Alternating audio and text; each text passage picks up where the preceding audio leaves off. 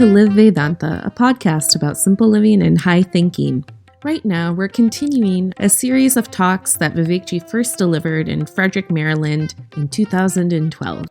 How does one remember that all, young and old, have the same goal? Vivekji explains in this next episode of the Significance of Our Samskaras, the childhood samskaras that direct all to the divine. Piercing the ears, cutting the hair, and the first written word carry deep significance. Let's find out how.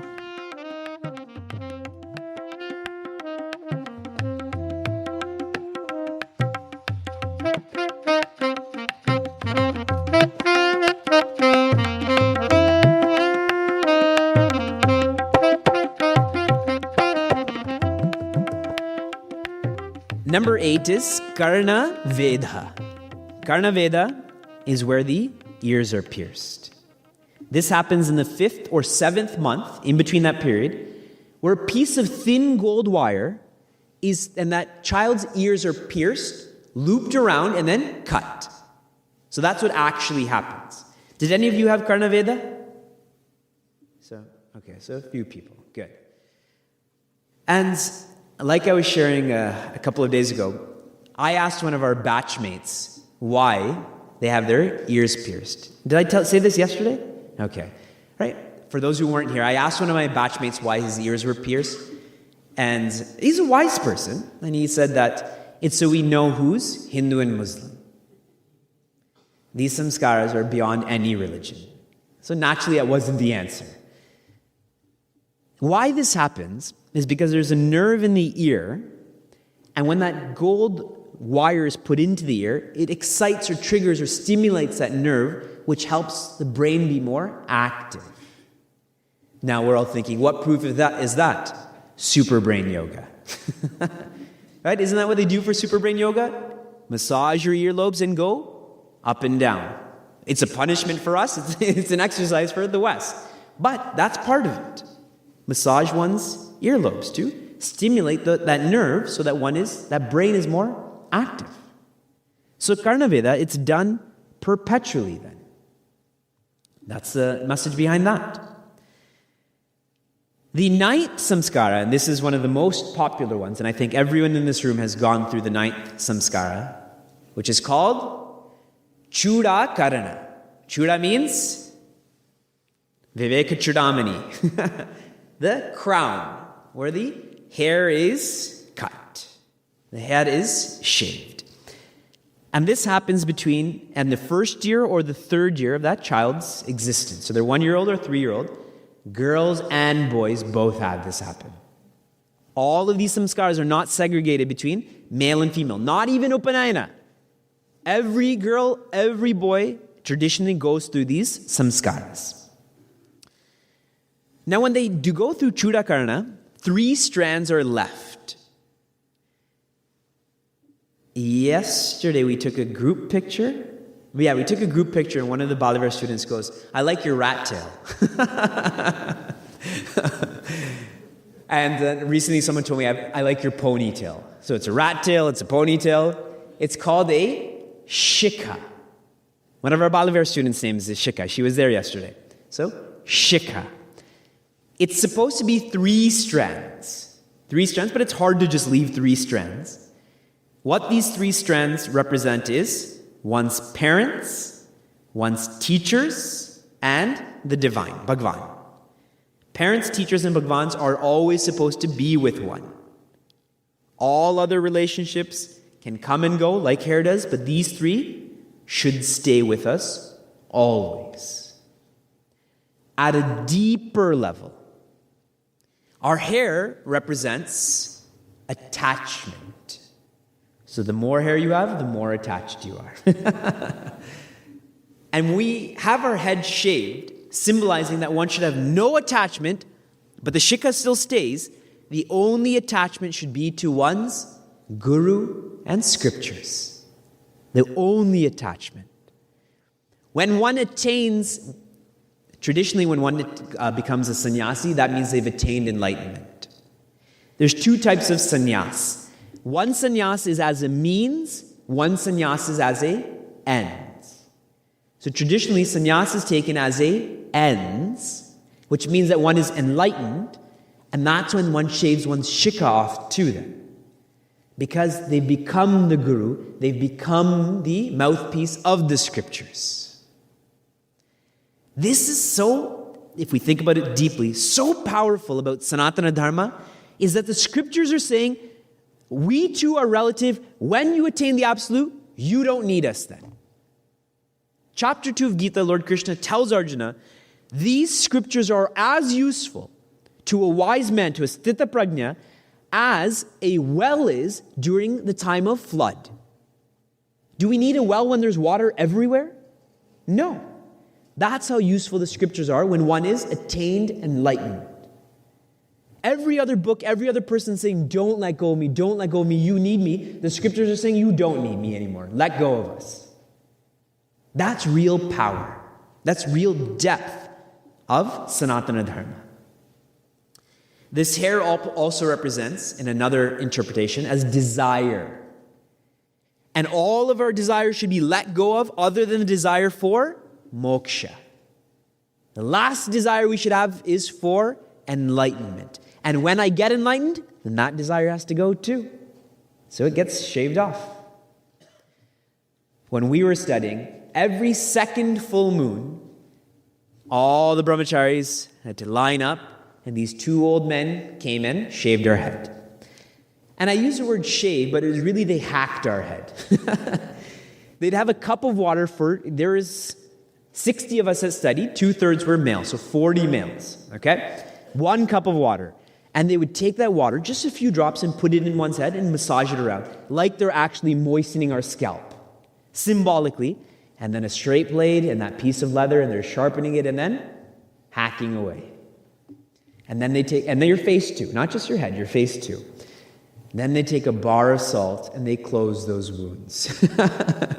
So tapas of the mind, tapas of the body. I thought to myself, I'm in this ashram now. I don't care how I look. I don't think anyone else cares how I look. This is a great opportunity for me to grow a nice big beard.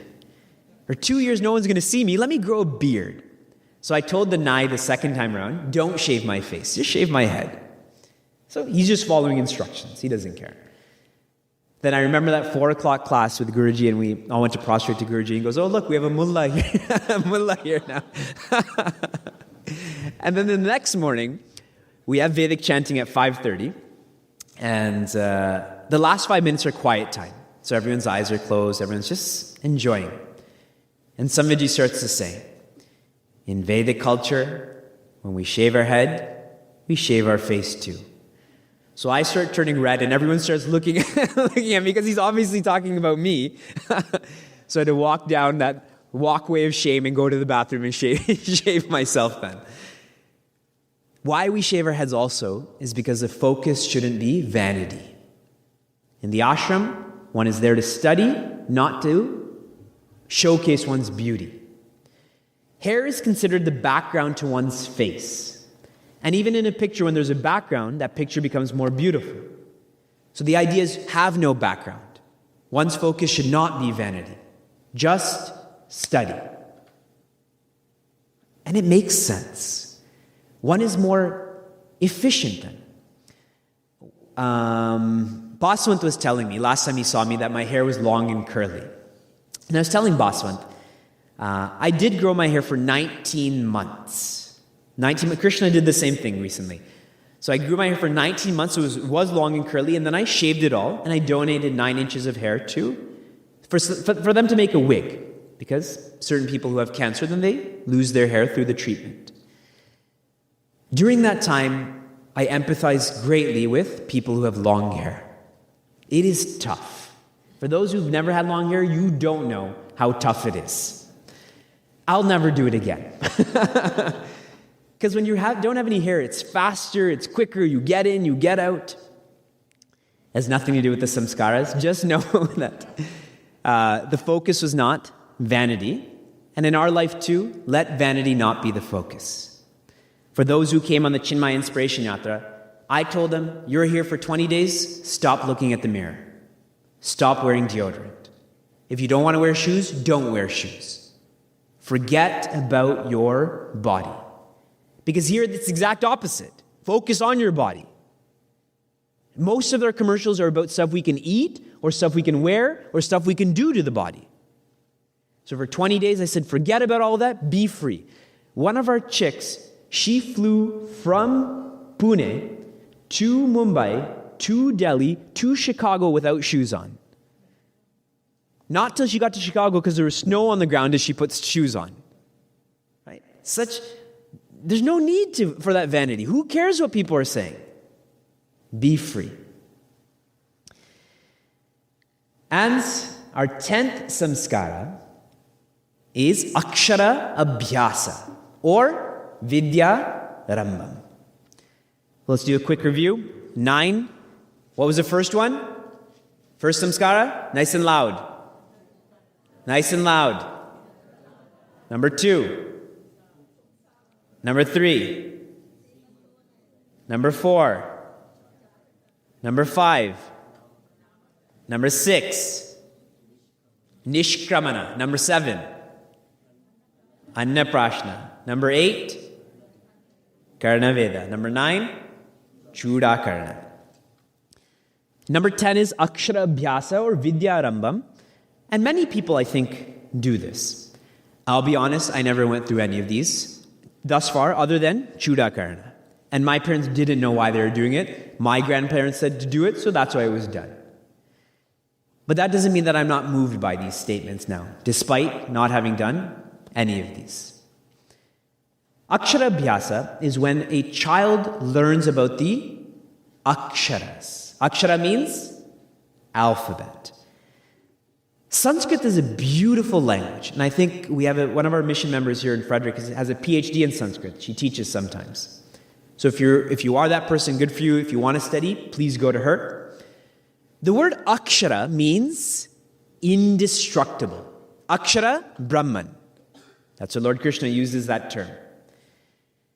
If I have a book, imagine this is a book. This book can be divided into pages. Pages can be divided into paragraphs, paragraphs into sentences, sentences into words, words into letters, but letters cannot be divided anymore. That's why they are called akshara. They are indestructible. Such depth to the language. Like, what does alphabet mean? But akshara, so much meaning. The word arbudam, this is where the Hindi word Arab came from. Arab means billion. Arbudam means billion. So billion or billions. It's also a word for cancer. Cancer is called arbudam. And the idea is that a cancerous cell just keeps on growing, right? It's uncontrolled. See the connection? The depth of the Sanskrit language? So akshara. One studies the alphabets. Why does one study the alphabets? To know akshara. That's why. Don't just study the alphabets just for the sake of studying. It's to know Brahman. To realize Brahman is why languages needed to be studied. Our rishis knew that parents are going to teach their kids about objective sciences. They will. That's how transaction takes place. But will a parent teach their child about a subjective science? So let this be a message to the parents and to the child. Focus on that subjective science. That's why the first word that the child spells is Om. First word is Om. How do they do it? They take a bed of rice or wheat, and then an acharya or a grandfather, a wise person in the family, helps that child write Om with a golden pen. With a golden pen, they're instructed to write Om. This should be, again, the focus of one's life, to find Om, to merge oneself in Om. I was in school for 18 years. Catholic school, public school, business school, studied in Europe too. Online, I did one online class. In those 18 years, not once did any of my teachers ask me if I was happy. 18 years. Not once did a teacher tell me what the purpose of life was. I learned about derivatives. I learned about congruent triangles. I learn about business models. I learn about LIFO and FIFO. But if I'm not happy, who cares then? When one is happy, it doesn't matter what one has or doesn't have. They're happy. When one is unhappy, same goes. It doesn't matter what one has or what one doesn't have. One is unhappy. People often say, my philosophy in life is eat, drink, and be merry. Such people are called charvakas. Charvakas mean they only believe what their senses tell them. Materialists, pure materialists. So if their senses tell them something, they get it. So if someone says, hey, is the sky blue? If you ask a charvaka, what would they say? Yes, because their senses are telling them it's blue, but the air is not blue. So what kind of school of thought is that? So Guruji says to this, even to eat and drink, one still needs peace of mind to enjoy that. When I'm agitated and I'm eating something, how good is that food then? If I'm rattled or sad and I'm drinking a glass of water, how good is that water then? Even to eat and drink, one has to be merry. That's when that eating and drinking becomes worthwhile. So I have so much information on how to fill my wallet up with money, but if I drop my wallet, how will I retain my peace? Or if I find a wallet, what am I supposed to do with it? That's what Sandipani taught me. Taught me what the purpose of life is, taught me the importance of being happy, and so that education that I had that was like this, which was incomplete, was completed through Vedanta. The importance of Balavihar cannot be overemphasized. Never overemphasized. Chick, same way, even for the adults. Is our education complete? Is there Ram Raja? Am I secularly prosperous? Am I spiritually prosperous too? If yes, then I don't just have information or not just knowledge, I have wisdom then. This is the reason we studied Sanskrit at the ashram. It's not so we can talk in Sanskrit. It's not so we can tell people we studied Sanskrit. It's so we can study our scriptures. Like the game of telephone that kids sometimes play. One message goes to the next, and who knows what kind of message is brought out then. But if one goes to the source of the scriptures, in the language the scriptures are written, then the chances of misinterpretation is less than.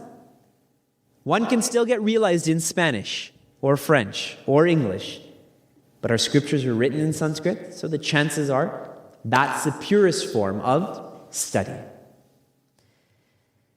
After this Om is written in that rice or wheat, that's cooked and offered to Bhagwan. Not to the kid first, to Bhagwan. And it's called Naivedyam. And when Naivedyam is offered, what does it transform into? Prasad. And prasad is that which delights. Anything that's offered to Bhagwan, that Naivedyam turns into prasad. Even if it's anger. If I get so mad at Bhagwan, why did you do this to me? Even that will turn into prasad. Like Shishupal, correct? Ravana could not stop thinking about Lord Rama. He never took his name, but could not stop thinking about him. And so at the end of his life, where did he go? To Lord Rama. So even anger, jealousy, hatred, that turns into prasad. Naturally, love and devotion and bhakti will. Bhagwan turns all of that to prasad, that which delights. This is what we look forward to when we go to temples, right? What prasad is there? Here, prasad is perpetually being given. Because where there's knowledge, there is joy. Perpetually. This is a symbolism behind why we say Hari Om as well. In Niagara Falls, we have a lot of Gujarati people who are part of Chinmay Mission, and they don't like saying Hari Om. They only like to say Jai Shri Krishna. And so whenever they say Jai Shri Krishna, I say it very slowly and very accurately, Hari Om. But I explained to him why we say Hari Om too. It's the same message. Hari means a thief. The one who steals, that is the word Hari. Hari is also a name of Lord Vishnu. So when I call out to Lord Vishnu, Hari, I'm asking that thief to come. So what do I want that thief to come and steal? My ignorance. And when that ignorance is gone, what remains then? Oh. That's why we chant. That's why we greet each other with Hari Om. Even these casual affairs, there's such depth to it. Right? We say Namaste. That I'm saluting the divinity in you and me is the same. Now even yoga teachers are doing the same too. Namaste, Shanti, Shanti, Shanti, right? It's fine. One can still have peace saying Shanti or Shanti. It's the same, the message is the same. But the depth to all of these experiences.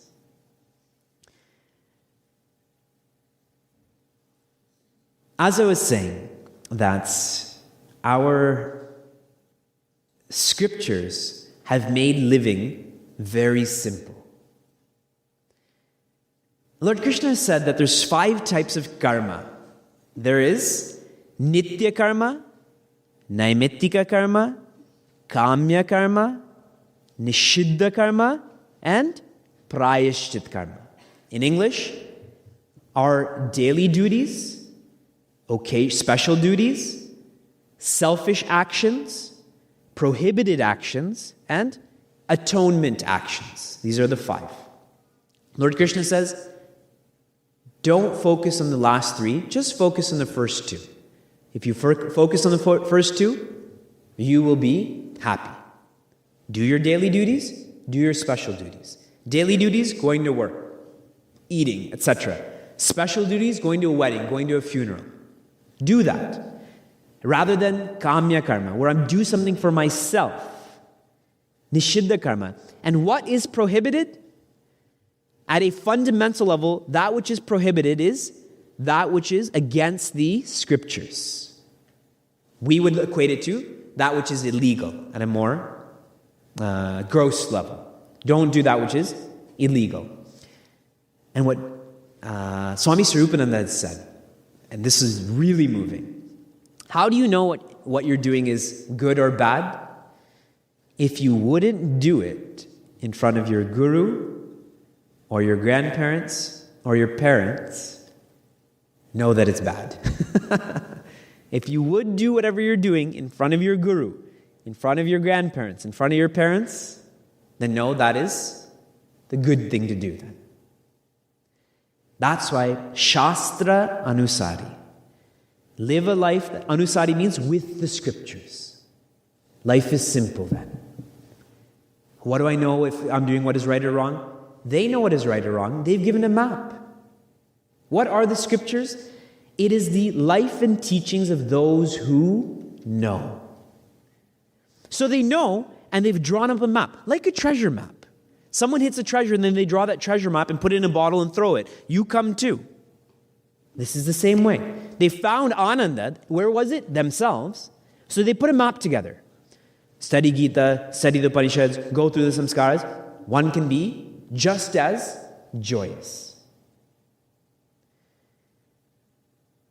Then every action we do will be done well. When we eat pizza, we always tell the pizza person, well done, right? Indians love their pizza, well done. Our actions should be well done too. Every one of our experiences has 3 factors. The experiencer, experiencing, and the experienced. It's called the Triputi. The experienced we know. Okay, imagine I'm eating some ice cream. The experienced I know. This is Cherry Garcia. The experiencing I know too. As that ice cream hits my tongue and I'm thinking about it. What about the experiencer? Do I know who I am? Do I know who the experiencer truly is? Is it my weight? Because the last 2 days I've gained some weight. Is that who I am? Is it my address? Because I'm in Frederick. Is it the length of my hair? Who am I? And that's why our scriptures have said, unless we know all 3 aspects of this, no experience is complete. Because one part is missing. I don't know who the experiencer is. I know the experiencing, I know the experienced. So how many of my experiences are complete? When a master eats a piece of carrot cake, they eat the carrot cake, they're there. When they finish the carrot cake, that experience is done.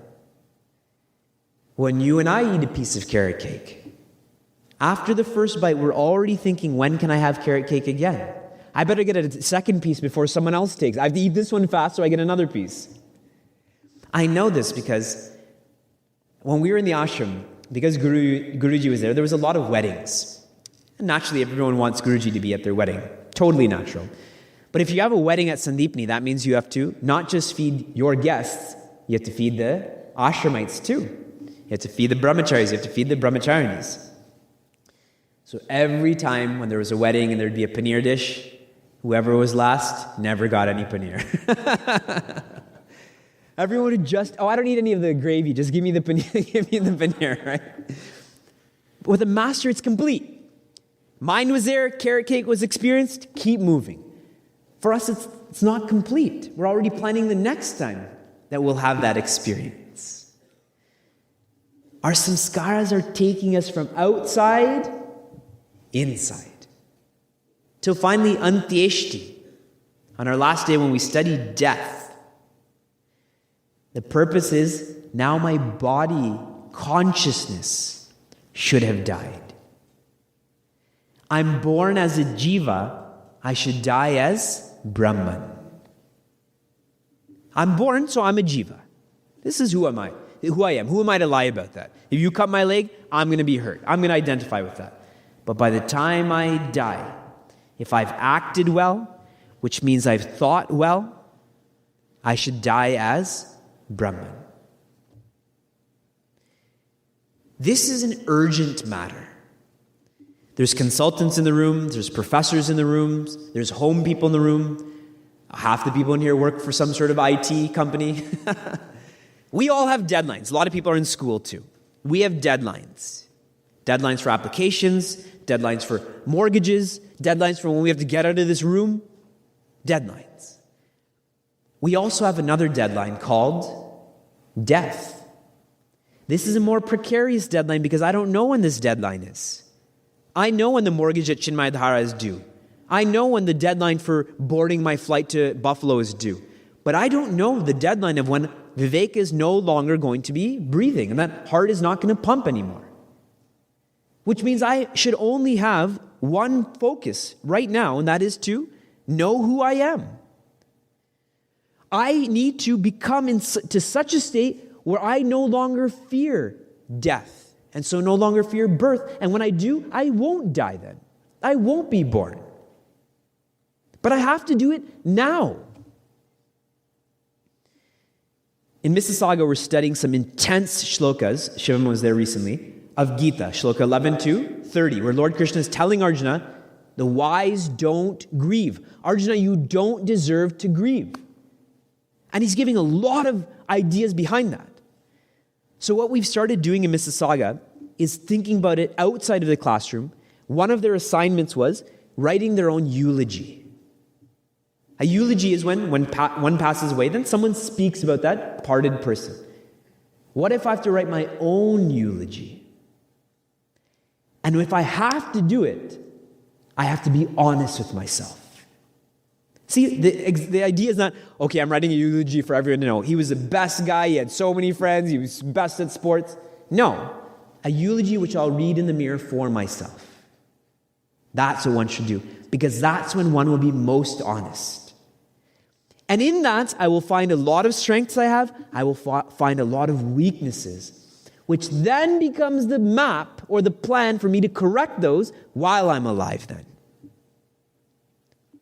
This is the importance of thinking about this deadline. I need to die as Brahman. At which point it's just conversation then. If I die as Brahman, I'm just saying that. I don't die then. The concluding thought for today before we do our Q&A. When we were on our yatra, we met Swami Ramakrishnananda at CIF. And Ramakrishnananda Swamiji He's the one who designed the Sulabha Sanskrit course, the online Sanskrit course. And he had done a satsang for us where he explained the significance of a coconut. Now, many people in this room are South Indians, so you love coconuts. And we use coconuts for our pujas just so we can have some sort of chutney that we're going to eventually make, right? So that's why we have these coconuts. But that's not why one has coconuts in one's puja. The coconut is our equipment. If one takes a raw coconut, all of those fibers are around the shell. Those are our tamasic and rajasic thoughts. Our thoughts that are scattered here and there. So what we need to do is take them off and discard them. One by one, keep on peeling them away and discard them. Swami Ramakrishnananda, he was taking them and throwing them on the ground. He was saying, throw them away. But the only way to do that, if I have to take all these thoughts off, I still need to hold on to something. So all of those hairs going upward on the top of the coconut, those are sattvic thoughts. Hold on to those sattvic thoughts and take off the rajasic and the tamasic ones and dispose of them. Then when all of the useless thoughts are gone, I hold on to those sattvic thoughts, and what do? I smash that coconut then. That coconut is our ego. And every person has an ego. All that differs is the density of that ego. Some have a thick one, some have a thin one. Some need to get hit again and again and again and harder. Some people don't. Just one hit, got it. And when that coconut is broken, what's inside? Immortality. That's what's inside. Now, at any point, was immortality not in that coconut?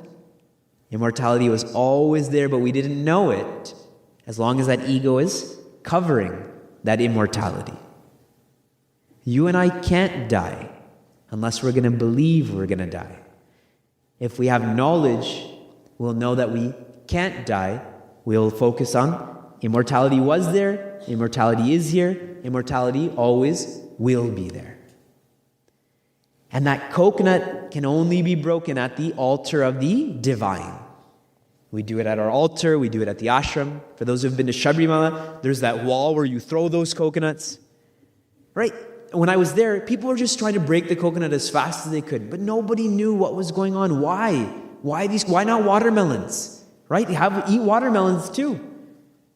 But our rishis have thought about all of this, just like our samskaras. As we continue to study the remaining samskaras, starting with Upanayana tomorrow, we'll spend a lot of time studying this. It is one of the most important samskaras. Let us be open-minded towards this. Because some may be thinking, you're looking into this too much. These samskaras don't mean that. Just be open-minded about it. Don't close the door. Don't have to open the door either. Just let whatever is going to come through, come through. Because I know in time this will all make sense. That's the guarantee our rishis put out there, which is why they share these thoughts. All right. The last 15 minutes, we have less than 15 minutes. Any questions from anyone? I'll get to yours shortly. The gentleman who was here yesterday, whose question I couldn't address, he's not here today. He told me that. He said that these samskaras that you're talking about, his interpretation of samskaras that he's read is that they're bad, that they're negative. And so I clicked in my mind that he's talking about them as vasanas, because vasanas are sometimes called as karmas or samskaras. So I told him, yes, that also, samskara, it's a correct word. These samskaras are positive thoughts and actions to release oneself from bondage. The samskaras that you're studying, that you've read, those are samskaras we do want to get rid of. It's almost like these samskaras get rid of negative samskaras. It's one thorn taking out another thorn. Everyone's clear about that? So samskaras for him, he was equating it to vasanas. And I told him, by self-unfoldment, you'll understand more about what vasanas are. Yes, Dev.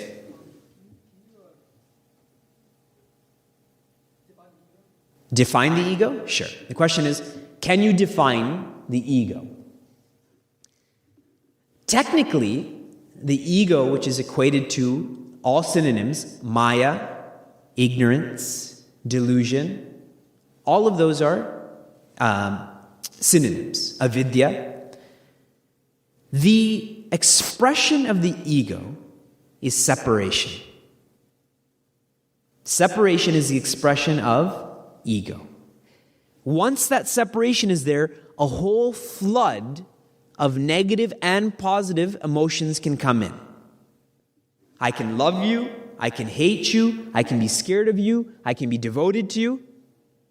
But if there's only oneness, none of that can be there. Even the word service implies duality. Even the word love implies duality. This word tolerance clearly points out duality. So ego, technically, going back to what I was saying, cannot be defined. A nirvachaniya is what Maya is. It's inexplainable.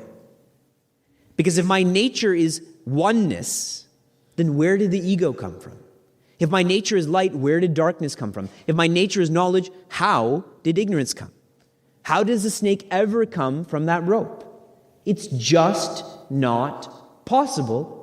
But here we are, experiencing separation. So it is incomprehensible, a nirvachaniya. And like I was just saying, when I first heard this statement in Tattvabodha, when Guruji said Maya is indefinable, I was like, that's a big cop-out. They can't answer it, so they said, okay, nobody can answer it.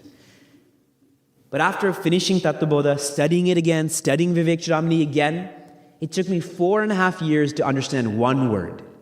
Till one day I realized, yes, this is a nirvachaniya. It's not possible to define the ego. What one can do is define the expressions of the ego, and that's where I'm sharing it's separation. That is ego. A superiority complex is ego, an inferiority complex is also ego. And so the idea is, go back to the source. And that animated movie, which some of you may have watched, it's called Nine, where the scientist gives up his soul. He knows that the whole world is burning down, so he takes parts of his soul and puts them in these puppets, into 9 different puppets.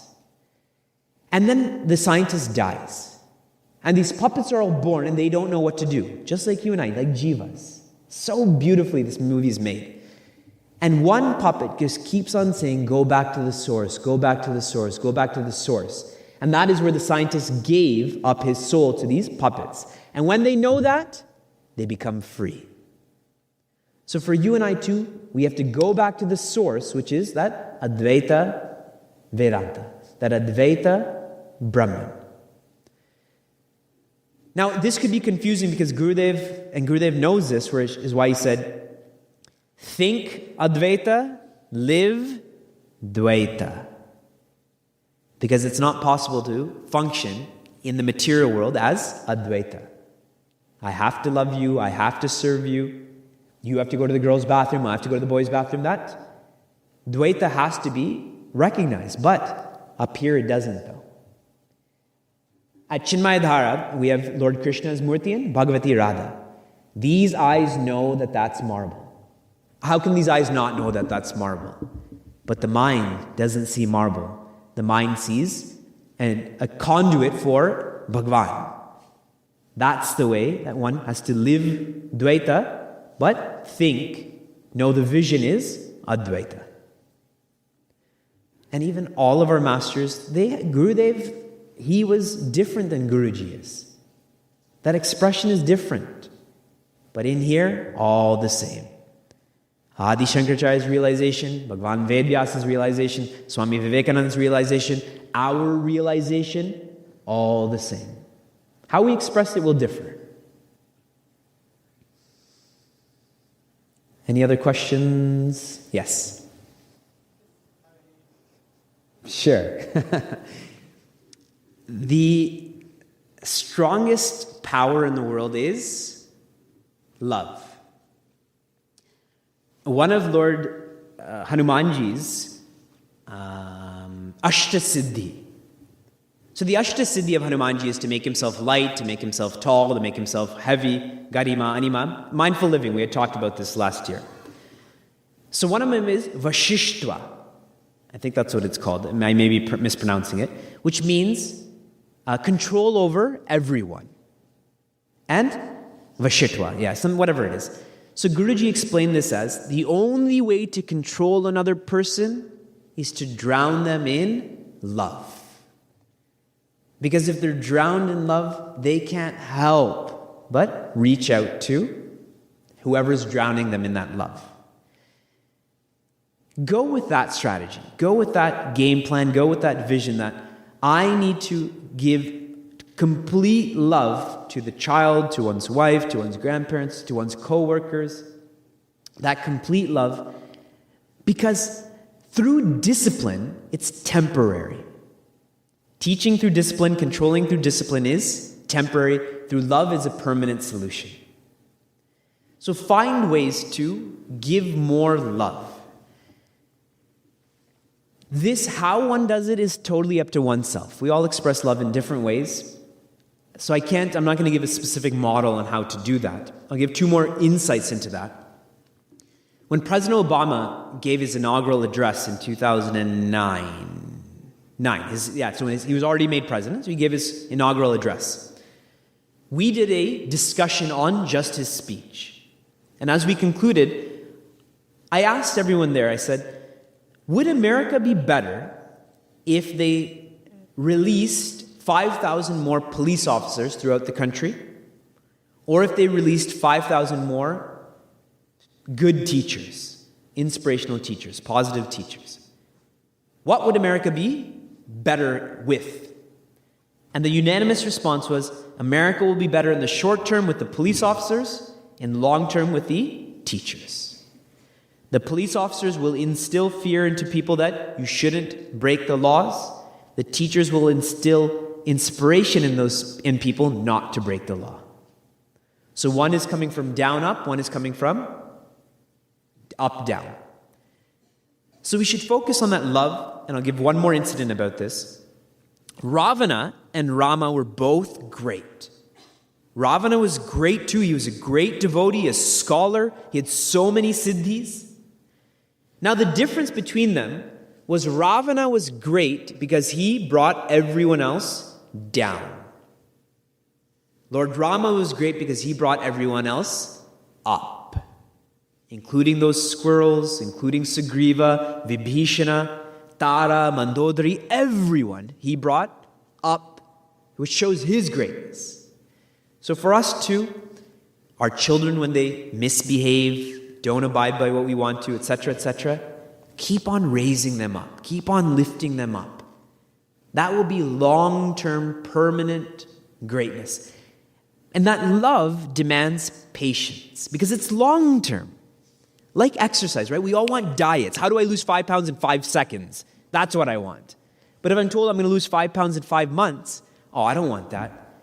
But if I lose 5 pounds in 5 days, 5 days later I'm going to get 6 pounds. But if I lose 5 pounds in 5 months, I'm going to keep it off then.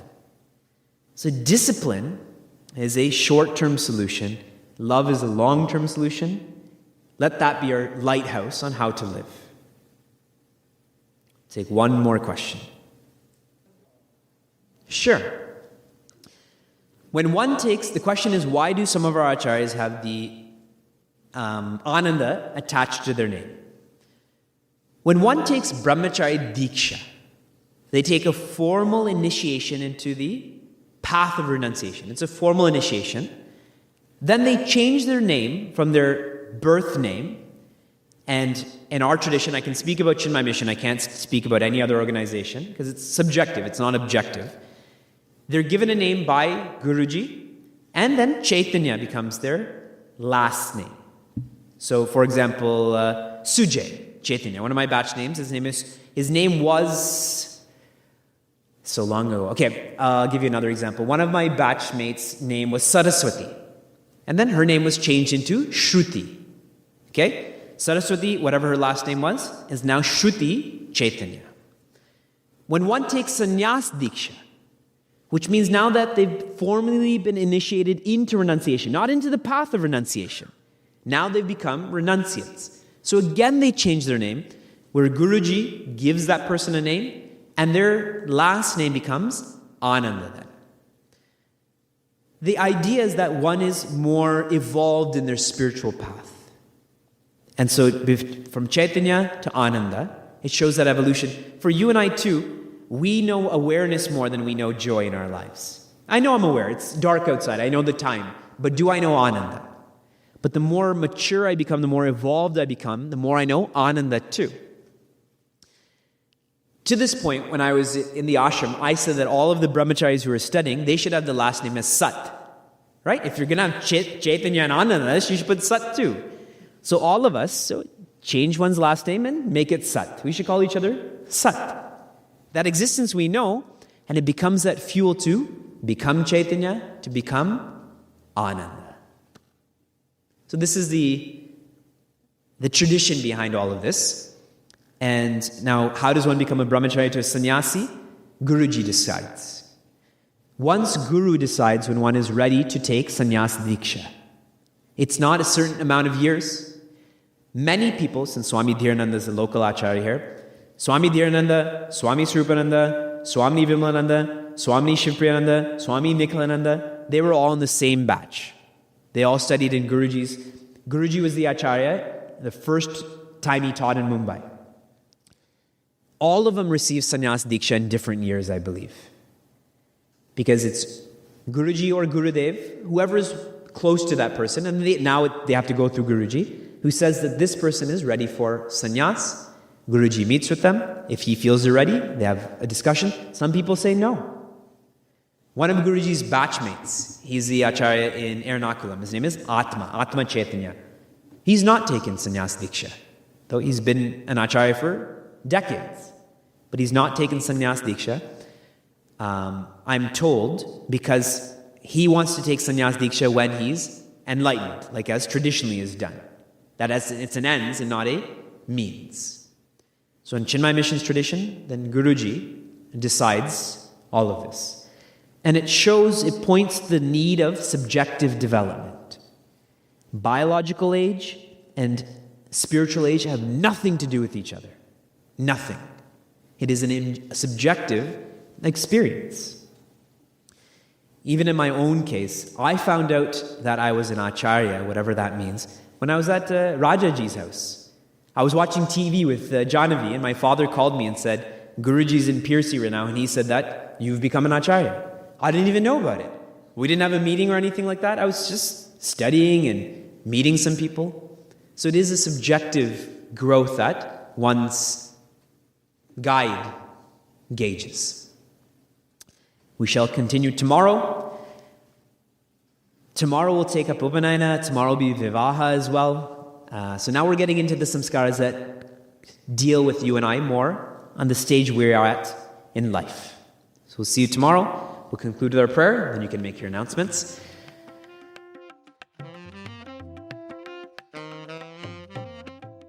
If you enjoyed what you heard or want to learn more, share this episode with a friend or find us online at facebook.com/cmniagara. For those on the journey of self-development, Chinmaya Mission Niagara provides a community forum for seekers to listen, reflect, and contemplate. This podcast is produced by the Young Adults of Chinmaya Mission, an international nonprofit working to transform individuals through the knowledge of Vedanta. Until next time, inspire, love, be.